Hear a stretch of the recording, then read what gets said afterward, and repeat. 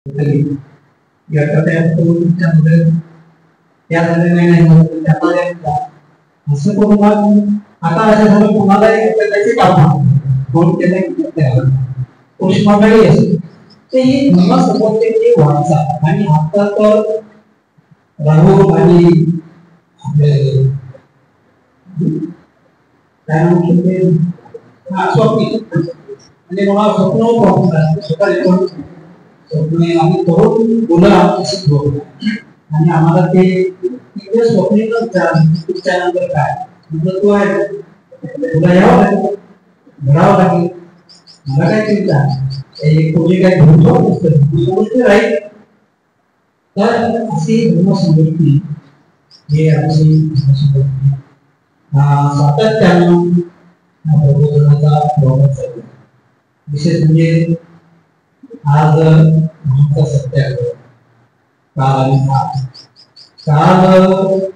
उत्तर काढण्याचं त्यामधलं मला एक वाक्य मुलं आवडतं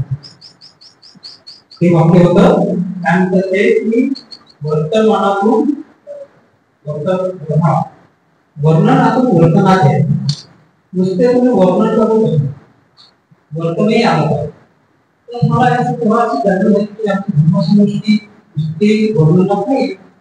कृतीशील आहे म्हणजे ते कृतीशील म्हणून वर्तनात आणतात धर्माचं जे काय ज्ञान मिळते ते बरेच लोक बोलते झाले एक दुसऱ्याशी चर्चा करतात मी लिहावे लागतो ते बघून आणि तुलासारखं भेटतोय करून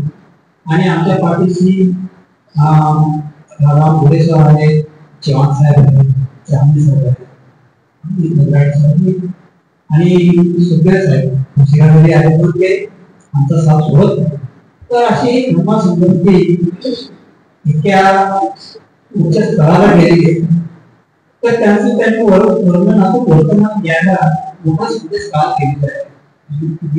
आहे अक्षरशः आजच्या परिस्थितीवर आणि वर्तमानातून त्या परिस्थितीवर ठीक आहे आजचा प्रबोधन सुद्धा सगळे खाते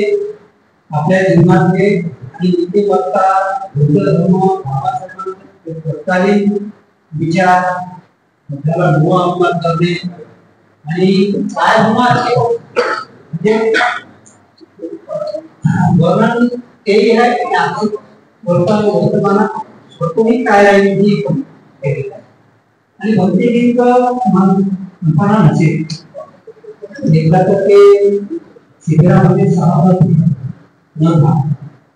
ते बोलायला लागले तर त्यांच्याजवळ विषय सांगतात आणि त्यांचं काम पण फक्त या सेमिनार अनेक प्रांतामध्ये त्यांनी आपले उपासक तयार केले भक्तिगीत तयार केले एक भक्तिगीत आता आपण त्यांना बोलावणार